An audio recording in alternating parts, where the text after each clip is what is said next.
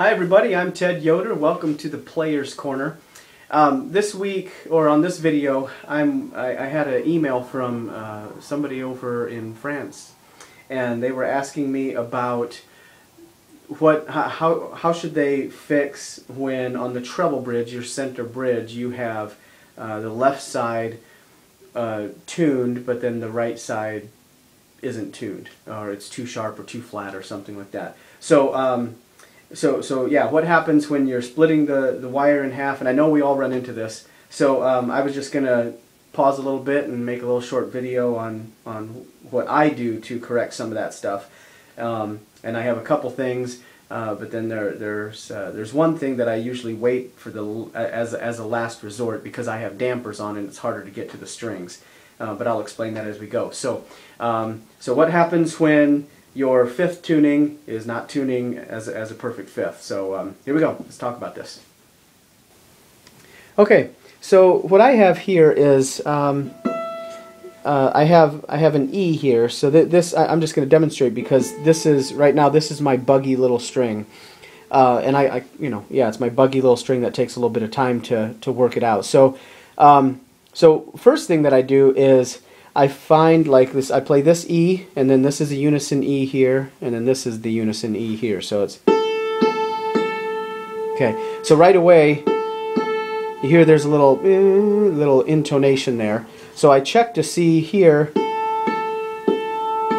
I try to find the two that are in unison, and so so obviously this is the main culprit. The other thing that I do then is, so I'm checking, I need to check, oh I'm sorry, that's an A, my bad. I'm calling it an E. A, and A, okay? So then I check the fifth above, which is the E. So right away you can hear a little intonation there as well, and then also the other thing I check is the octave E.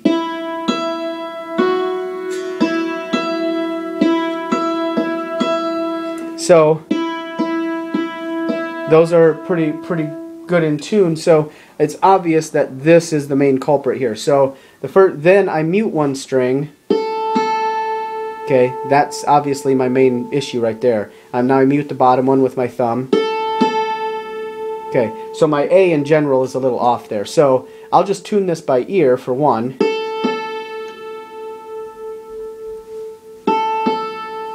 Okay, and then I do that. Do the other string. Okay, so now that's in tune. Okay, so now the A's are in tune. Now, when I go back, I guarantee this E is going to be sharp. See that?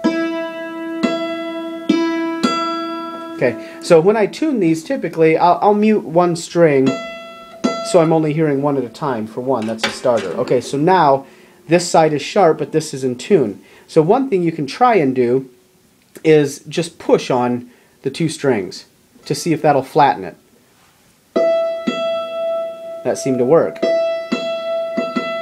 Okay, so that's in tune now. But now I got to check to make sure this didn't go sharp, the A didn't go sharp. Okay, see, that did it. So that's one way you can do it. You can either push both strings at the same time or push one. And sometimes that just kind of balances out. I don't know, sometimes it just works out that way. So another thing you can do before you tune it then is you can take the string, and I'm trying to show you here by grabbing it. You can lift up on the string, just one string at a time, grab it with your finger and your thumb, and pull it up and shift it out of its socket. And then when you slide it back in, you'll get a little click. Okay, so over time, click.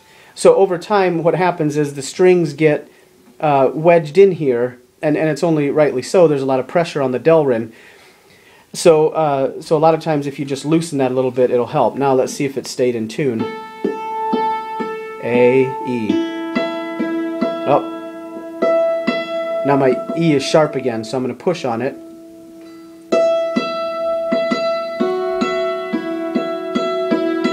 Okay, it's still a little out of tune.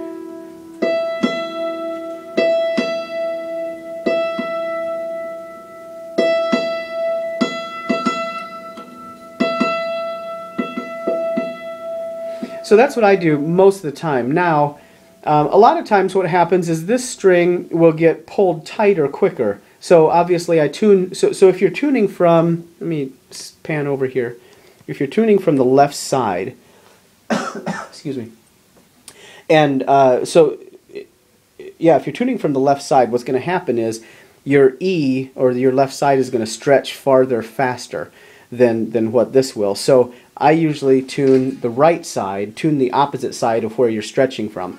So if you're tuning from the right side over to the treble bridge, if all your tuning pegs are over there and your hitch pins are over here, then I tune to the left side first. Hope that didn't confuse you. So the opposite side of where your tuning pins are is the string that you should be tuning first. So then, okay, so going back, I tune from the left side on this one, and so I tune my right side first. Well, that caused my E to be sharp, right?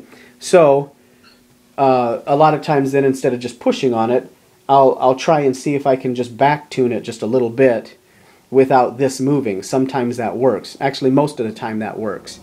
So just to recap, a couple ways you can try and fix those are pushing on the string, the opposite string that is sharp. If it's flat, then you'll want to just kind of mess with it a little bit to see if you can tune that one string without it affecting the opposite side. The other way is you can push on it and kind of affect the stretch of the string in that way. Now, the last, and I can't really give you a really good look at this because of the dulcimer that I'm using, but the last option that I would do, and I'm going to shift this over, well no, I'll just turn it. So underneath my damper here, you're going to, is another Delrin rod where it folds over the side to the pins. And so what you can do, just like I did, I'll use this as an example. So just as I pulled up here, when I was trying to tune the treble bridge, I pulled it out of its little socket there and moved it. You can loosen your string, and if it's flat, if you can't seem to get that note up to where it needs to go, then you can move it on this side over here, right by the pin block. You're going to loosen the string and move it up a little bit, and then tighten it back down and make sure it stays up. That will shorten the length of the string and raise the pitch. So that's, or vice versa, if you're needing it to go flat, you can do that. So, but that's my last resort because of the dampers. Most people don't have dampers on their dulcimer, so it's a little easier to mess with that. So it's just a matter of loosening it and moving the string around to see if you can get it to go sharp and flat, or a little more flat without affecting the other side of the bridge. So, all right, well, that was, the video went a little bit longer, so hope that helped, and we'll talk to you later. All right, well, I hope that helped, and I hope you get a couple ideas on how to work with the strings. Don't be afraid to do some stuff with the strings. If you break it, you can always replace it. I know some people are afraid of replacing strings, and maybe we'll give a little in-depth video of how I change strings on different instruments later on. But the more you work with your instrument, the more you troubleshoot, the more you're going to get used to it, and the more you're going to relax with it. I mean, I've gotten to the point to where I'm drilling holes in mine and putting on extra bridges and stuff like that, and that only comes with time and just with practice. So fuss around with it. Don't do anything as far as like I don't know, anything that would weaken the string, which would be like scrubbing it with something, or I don't know. But you're not gonna bust a string typically by just picking it up and moving it and pulling on it and stuff like that. So just work with it, try different things. Those are just a couple examples that I have. So hope that helped, and we'll see you next time on the Player's Corner. So long.